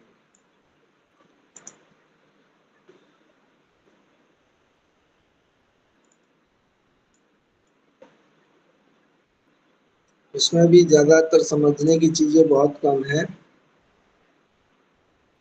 नायक और नायिका के लक्षण में कंठस्थ करने की ज्यादा। राम राम नयनाभिराम तामाशयस्य सदृशीं तनोद्वहन् अप्रत्यक्ष गुणरमणीयकः सर्वथैव हृदयगाम्बो सिमे। 18 में क्या है? सहायदासी नाट्य वृत्तियों की यहाँ पर होगा। नाटक की आवश्यकता के अंग नाट्य वेद। अगले क्लास में हम उसको ज्यादा, यहाँ कुछ है नहीं, ज्यादा समझने की चीजें कम है यहाँ पर। याद करने की आप लोगों की परिश्रम की काम ज्यादा है। तो एक बार आप लोग ये बाकी सब देख कर आ जाइएगा तो तुरंत ही हम लोग यहाँ पढ़ के फिर नेक्स्ट इकाई की तरफ जाएंगे। धन्यवाद। दसवीं संस्कृत का विषय सर्वेक्षण में क्या क्या है इसमें समझने की बात। ध्वनि संप्रदाय, औचित्य संप्रदाय, रीति संप्रदाय, विभक्ति, रस संप्रदाय, अलंकार संप्रदाय, संस्कृत का भी शास्त्रों के आचार विभाग, इसमें तो ये याद करने की भाग है। जीवन वृत्तांत, देश काल कृति रहेगा। संस्कृत का भी शास्त्रों के आचार्य विभाग भरत मुनि भामो वामन के विषय में है। ये ज्यादातर ध्वनि और औचित्य संप्रदाय, ये समन्वय क्या है, अंतर क्या है, इसको यहाँ विवेचन की विषय है।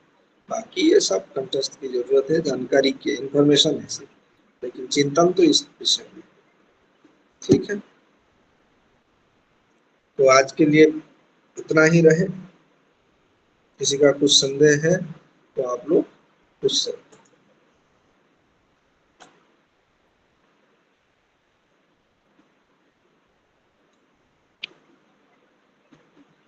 ठीक है, धन्यवाद। आज की क्लास को यहीं विराम देते हैं और आप लोग इतना धैर्य के साथ इतने बड़े बृहद पाठ्य को आप सुन रहे हैं, समझ रहे हैं, इसके लिए आप लोगों की धैर्य शक्ति को भी प्रशंसा किया जाता है। बहुत बहुत धन्यवाद। इस तरह अध्ययन में आप लोग की रुचि बनी रहे, यही आकांक्षा, कामना, प्रार्थना के साथ आज की क्लास को यही विराम दिया जाता है। जय जगन्नाथ। ठीक है।